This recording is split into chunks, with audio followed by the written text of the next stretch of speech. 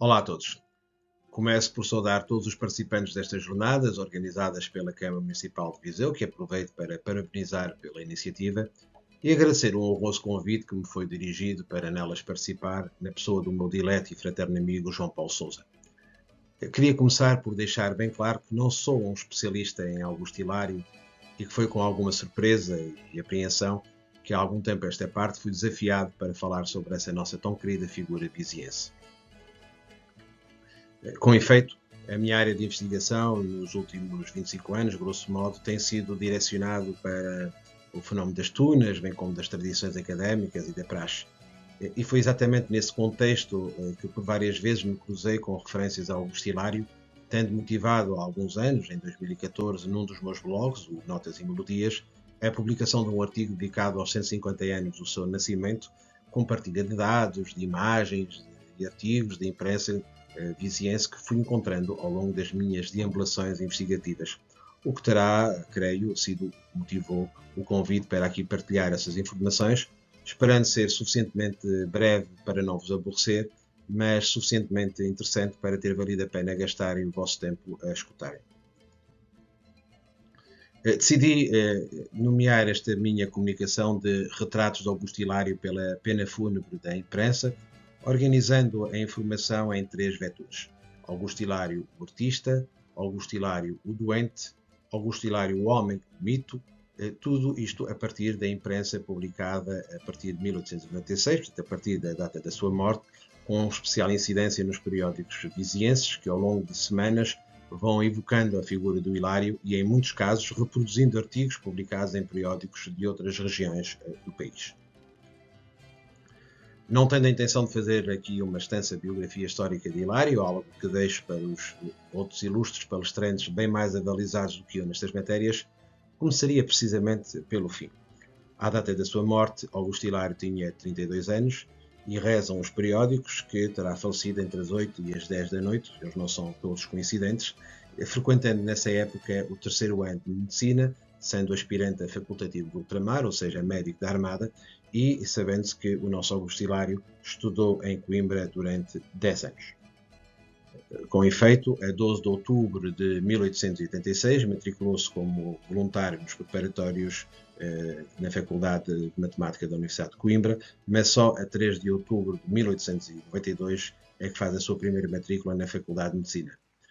Estranhamente, e contrariando a ideia feita de que seria um mau aluno, já que ao fim de 10 anos ainda só estava no terceiro ano de Medicina, encontrei uma referência póstuma, assaz curiosa e porventura ilustrativa dessa tentativa de escamotear um pouco o percurso académico de Augusto Hilário. Disse que, apesar do pequeno quinhão de horas que o estudo lhe absorvia, Augusto Hilário era um estudante muito razoável, considerado pelos mestres e adorado pelos condiscípulos. Portanto, sendo uma referência póstuma a Augusto Hilário, aqui certamente a tentativa de embelezar um pouco, de compor um pouco um ramalhete sobre esta vida de boémia e exagero, que certamente não corresponderiam muito a esta ideia de aluno razoável e muito considerado pelos mestres.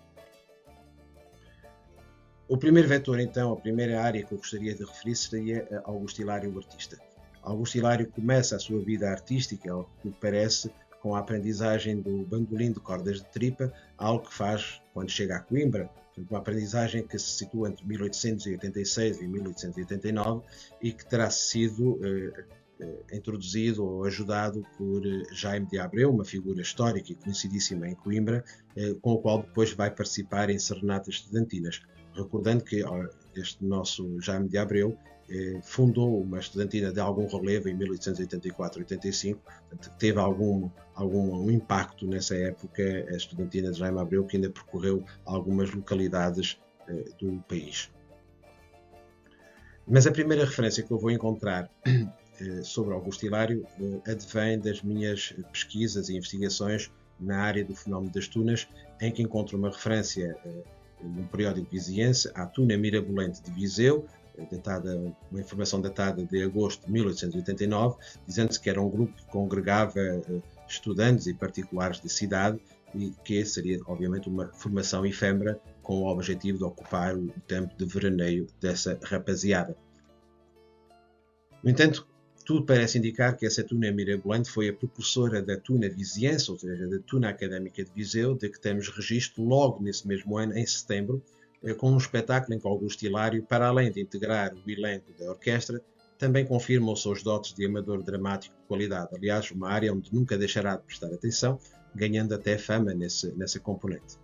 Recordar, com efeito, que nessa época os espetáculos das tunas abarcavam outras valências, dividindo as apresentações entre as partes tocadas pela orquestra, com representações dramáticas, neste caso foram comédias, mas também poderia haver declamações de poemas, números musicais a solo, com violinos, ou pianos, ou oboés, e também, por vezes, fados. Sabemos que no dia do seu funeral, a Tuna Académica de Viseu, que é uma tuna que nós podemos rastrear até à década de 1920, se faz representar, obviamente, e que saudosamente lhe presta homenagem a Tuna e todos os outros estudantes da Academia da cidade. Do bandolim para a guitarra. Nós sabemos que Augusto Hilário, a partir do ano 1890-91, começa a frequentar o círculo de Manuel Mencilha, um guitarrista reputado, que também foi bandolinista da Tuna Académica de Coimbra e que foi quem ensinou os primeiros rudimentos da dedilhação desse cordofone. E a partir daí, Augusto Hilário vai se aventurando com a guitarra nas serenatas estudantinas e a partir daí também começando a apresentar-se em casinos, praças, ruas e obviamente em tabernas. Porque falámos em Augusto Hilário nos seus primórdios como Tuno, recordar também que participou pontualmente dos espetáculos da Taúca entre 1894 e 96, na parte que dizia respeito à apresentação de fados, e que terá sido um veículo que lhe terá permitido ampliar geograficamente a sua fama. Estranhamente, em momento algum, encontrei nos fenómenos qualquer referência à presença oficial da Taúca nas cerimónias fúnebres de Augusto Hilário. Portanto, fosse individualmente, fosse na comitiva da Tuna Académica de Coimbra, nós sabemos que Augusto Hilário se apresentou em diversas localidades, Viseu e Coimbra naturalmente, mas também Leiria, Espinho, Tomar, Porto, Figueira e em Lisboa, onde esteve até por 3 vezes, sendo precisamente na capital que fez o seu maior sucesso, que constitui o auge da sua vida artística, a quando da grande homenagem a João de Deus, realizada em 1895 no Teatro Dona Maria. Aliás, disse que foi nessa altura que de tal forma impressionou o público que fez chorar as pedras da calçada. Vemos aqui neste periódico Micróbio, num desenho de Célcio Hermínio. Também vamos encontrar um outro desenho na revista O António Maria, um desenho da autoria de Rafael Bordal Pinheiro, referente exatamente às grandes festividades a João de Deus, e aqui com a legenda de Hilário o Mavioso. Portanto, segundo os periódicos, era exímio no fado, embora cantasse outros géneros, eram famosos os seus cantares, que ora se revestiam de uma expressão brejeira e maliciosa, ora exprimiam uma singular melancolia, fazendo com voz de barítono, embora também seja referido como tenor, cujos fados seriam agudos e nostálgicos, e embora também seja referido como exímio guitarrista, tal estaria bem longe da realidade. Contudo, era isso sim um genial improvisador de redondilhas. Disse até que por vezes os seus versos tinham algo de confuso, como se realmente fossem feitos de sonho. Aqui evidenciando que, por vezes, neste ato de improvisação, nem sempre seria fácil ao público apreender toda a mensagem, todo o significado de alguns dos seus versos. Num outro vetor, numa outra componente, iríamos falar agora de Augusto Hilário, o doente. E embora não tenhamos dados de quando é que Hilário começou a sofrer dos primeiros sintomas da sua doença hepática, vários artigos referem que Hilário pressentia ter poucos anos a viver e estava ciente que a doença hepática de que padecia lhe estava a ganhar terreno. Aliás, algumas dessas afirmações são depois até acompanhadas de quadras alusivas que ele cantava e que têm o cunho de serem quadros premonitórios. Aliás, bastaria recordar que ele canta que quer que o seu caixão tenha uma forma bizarra, a forma do coração, a forma de uma guitarra, ou quando se refere à sua capa, dizendo que é nela que se quer amortalhar quando for para a sepultura. Há, portanto, um certo ar fatalista, muito em linha com a época ultrarromântica, decadentista, por vezes algo mórbida, que ele traduz em cantares arrastados, cheios de queixumes, os famosos ais, ai a minha vida, ai, e, portanto, que nos dá a ideia de que Augusto Hilário estaria consciente do seu estado de saúde e daí imprimir aos seus versos esse cunho caricaturado, por vezes, de trovador moribundo, quase em linha com os versos de Camões, erros meus, má fortuna, amor ardente, é a minha perdição se conjuraram. Daquilo que os periódicos nos vão narrando ou relatando dos diagnósticos ou do diagnóstico feito à sua morte, as patologias que de facto a isso levaram, disse que Hilário era robusto, mas que muito padecia de moléstia do fígado, que sofreu de um ataque de influenza, a esse ataque sobrevieram outras complicações. Disse depois também que sofria de fígado, algo que não é novo, e que foi essa doença que o matou, mas consequência de um ataque de influenza, de gripe, portanto. E depois surgem-nos pela primeira vez dois termos médicos. Falam-nos de icterícia grave hipertérmica e de febre biliosa, de que mais à frente tentarei explicar um pouco melhor. E depois continuam a falar os periódicos de ataque de influenza que sobrevieram a afecções do fígado. Fala-se nesta icterícia grave hipertérmica, dizendo-se que ele chegou no domingo de Ramos a Viseu relativamente bom e adoeceu repentinamente. Disse que faleceu ontem em Viseu repentinamente o Hilário. Volta-se a falar que sofria de fígado e que foi essa doença que o matou de forma repentina. Portanto, esta ideia do ser de repente, do repentino, do inesperado, como se toda a gente tivesse sido apanhada de facto de surpresa, porque o estado aparente de Augusto Hilário não deixava indícios de que algo, de uma morte iminente que estaria aí a chegar. Citando aqui um outro artigo, diz o seguinte: a morte do Hilário foi produzida, segundo a medicina, por uma icterícia grave hipertérmica, mas a sua agonia não foi longa. Portanto, esta ideia, uma vez mais, de que foi mesmo muito rápida a sua morte. Não estivera em Coimbra doente e até durante a viagem veio sempre no comboio cantando e tocando guitarra. Portanto, esta narração de que ele veio bom, chegou a Viseu em bom estado, veio na viagem a cantar, nada augurava que passado uns dias viria a falecer. E os nossos periódicos continuam a falar do ataque de influenza, que depois, obviamente, levou a complicar os seus antigos padecimentos de fígado. Sucumbiu em Sexta-feira Santa por volta das 10 horas, vitimado de uma icterícia grave hipertérmica com morte repentina. E todo este quadro suscitou-me a mim muitas dúvidas para perceber o que era isso desta associação de um ataque de gripe com um problema hepático. Contactei diversos médicos, simpaticíssimos e que foram generosos nas suas respostas, perguntando-lhes, por exemplo, se não haveria a possibilidade de se ter confundido na época, porque a medicina na época não era avançada como hoje e às vezes os diagnósticos não corresponderiam à realidade que hoje nós conhecemos, perguntando-lhes se não haveria possibilidade de confundir uma febre biliosa, uma febre altamente derivada de alguma infecção do fígado, as infecções provocam febres, com a febre derivada de um ataque de gripe. A febre biliosa é algo que está ligado à febre amarela, portanto, são doenças de climas mais tropicais, como é o caso da malária, mas o que me disseram foi que os sintomas, embora ambos provoquem febre, são suficientemente diferenciados para não se confundirem. Aliás, na época se tinha já uma plena noção de quais eram os sintomas de uma gripe. Estamos a falar, obviamente, das dificuldades respiratórias, dos narizes entupidos, etc.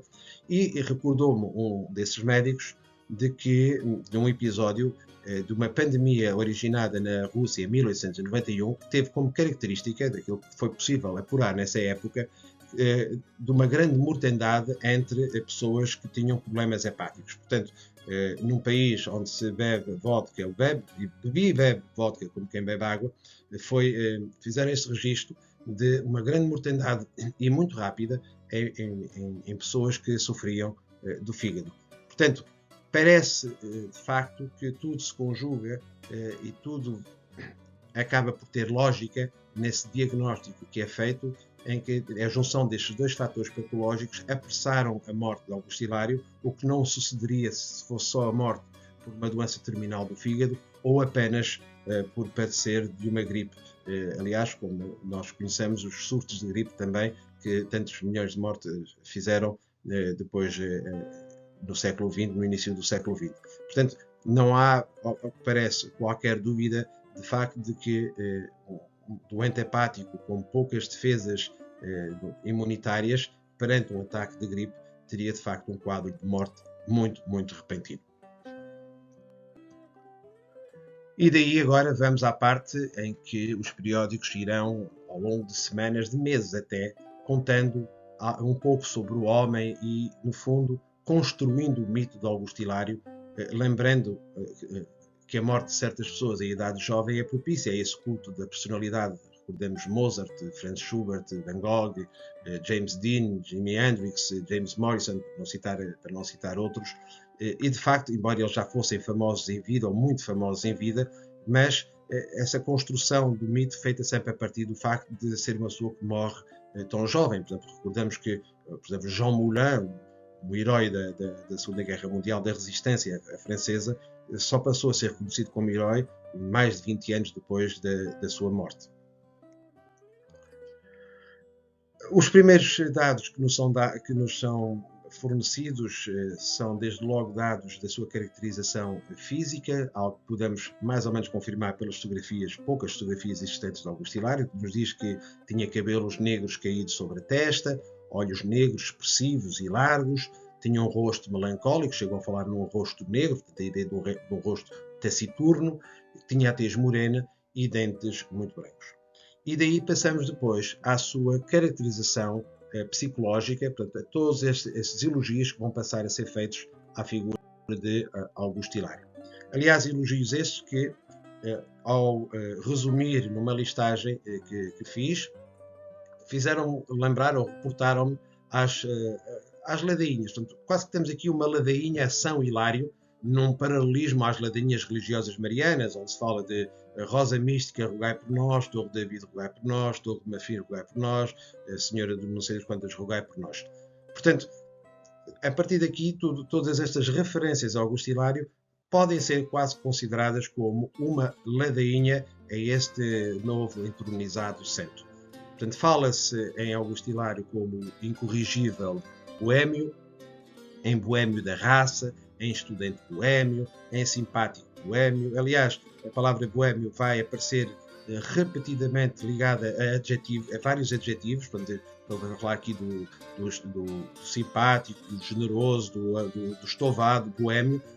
A palavra boêmio muito ligada a vários adjetivos, portanto, muito forte esta ideia de quase reabilitar a própria palavra boêmia, que à partida seria pejorativa, tendo em conta que uma pessoa boêmia é porque não está a cumprir, enquanto estudante, as suas obrigações escolares, e aqui quase que há uma reabilitação do que é ser boêmio e desta imagem coimbra da boêmia estudantil.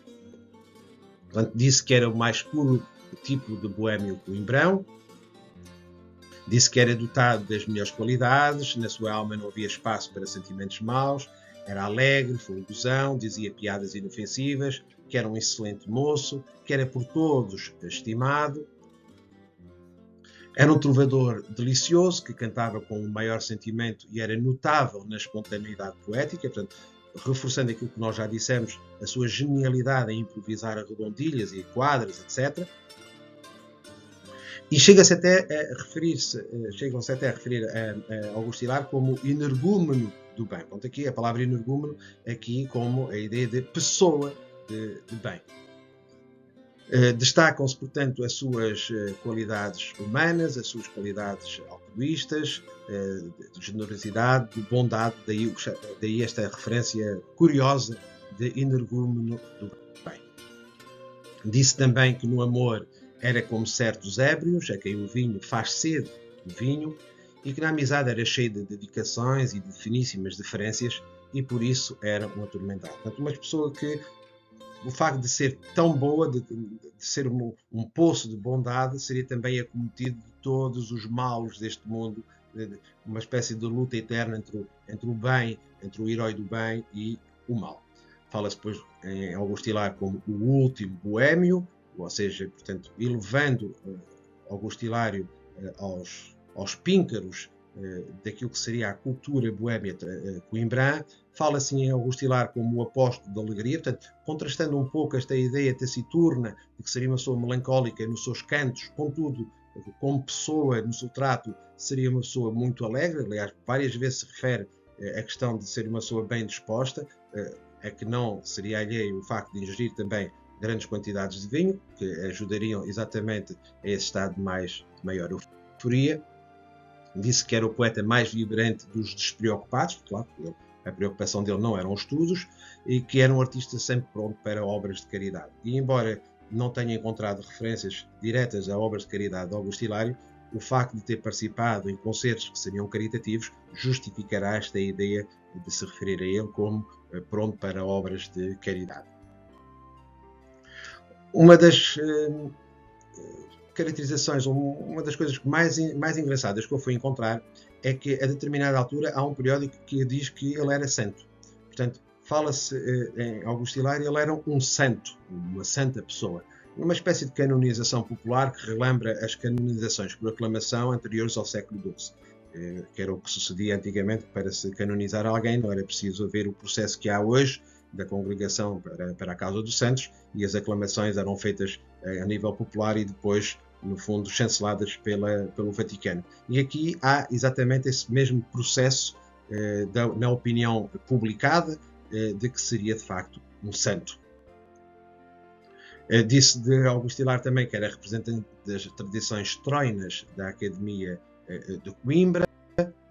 Fala-se no estudante trovadoresco, no noctâmbulo devaneador, torturado do ideal e salmista do luar. Aliás, acho esta expressão salmista do luar lindíssima, mas também se diz que era um doidivanas, insinuante na sua generosidade e estouvaниce, portanto, dado aos exageros.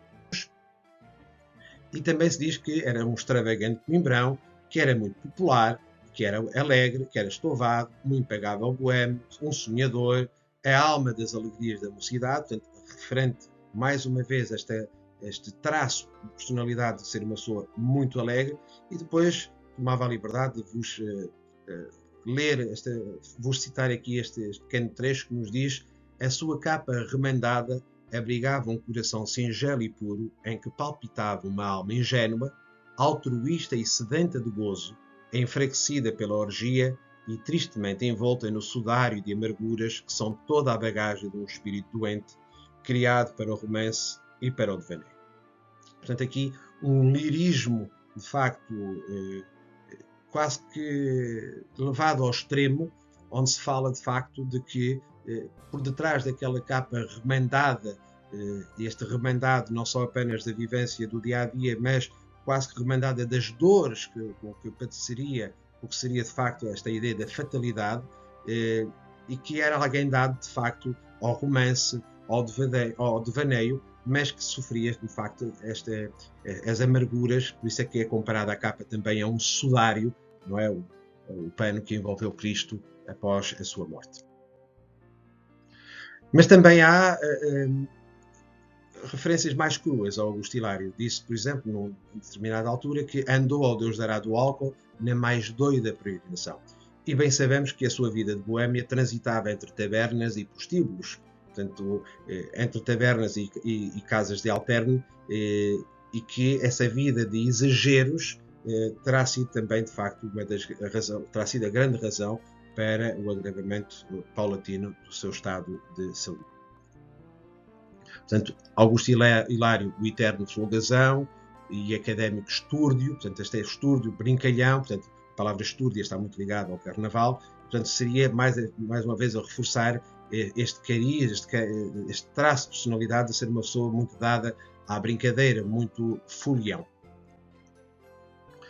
Fala-se no poeta mavioso, fala-se em músico exímio, uma vez mais neste exagero, porque sabemos que, quando muito seria um músico mediano, em termos de guitarra, porventura até medíocre, portanto só tocaria alguns acordes, e onde se destacaria seria, de facto, na construção dos seus versos e na forma como os interpretava, no seu canto. Portanto, disse que era um boêmio sem igual, alegre, gentil, espirituoso. E que, para terminar, gostaria daqui de referir uma vez mais uma citação. Diz que sucumbiu em Sexta-feira Santa, por volta das 10 da noite, vitimado por uma icterícia grave hipertérmica. E creio que não deixará também de contribuir à construção do mito do Hilário à altura do ano em que morre. Estamos na Semana Santa, portanto ele chegou a Viseu no Domingo de Ramos, início da Semana Santa, onde se evoca exatamente a Paixão de Cristo, morrendo exatamente uma Sexta-feira Santa, o dia em que também se assinala a morte de Cristo crucificado. E não deixando de ser também algo quase coincidente o facto de terem praticamente a mesma idade. Augusto Hilário com 32 anos, Jesus Cristo com 33. Portanto, parece-me a mim que também esta época foi muito propícia, mesmo que no imaginário não consciente da população, o facto de Augusto Hilário ter um certo paralelismo com esta paixão, esta agonia, não é, de Cristo durante a Semana Santa e o que sucedeu também a Augusto Hilário. O que se pode concluir, a partir dos inúmeros artigos que se publicam após a morte do Hilário, é a construção de um herói idealizado que nem sempre corresponderia à realidade. Contudo, o facto de ter sido estudante de Coimbra e o prestígio que estudar em Coimbra conferia ajudou de sobremaneira a alicerçar o pedestal da heroicidade de Augusto Hilário. Recordamos que, à data, todos os grandes literados passavam por Coimbra, única universidade em Portugal até 1911-1912, e que muitos deles terão convivido de perto com Hilário ou com os ecos da sua fama, tecendo-lhe rasgados elogios na imprensa e nos seus testemunhos e catapultando ainda mais a fama da res coimbrã e dos seus cultores, elevando-os a heróis nacionais. Foi, portanto, ao que parece, muito mais a opinião publicada do que a opinião pública que cria as fundações para uma espécie de hilariomania, um culto da personalidade que passa a encerrar todas as virtudes do que é estudar em Coimbra, numa apologia medieval aos estudantes supistas dignos da piedade e da admiração, e numa elegia a uma universidade criadora de mitos e heróis nacionais, tanto nas letras e nas ciências, como, neste caso, nas artes. Procurei, na medida do possível, com as pinceladas da imprensa da época, ajudar a perceber a construção do retrato que hoje temos de Augusto Hilário, de modo a olharmos essa querida figura viziense com o afeto que sempre mereceu e nos merece, mas capaz de distinguir a figura histórica da construção mitológica com que foi revestido ao longo dos anos.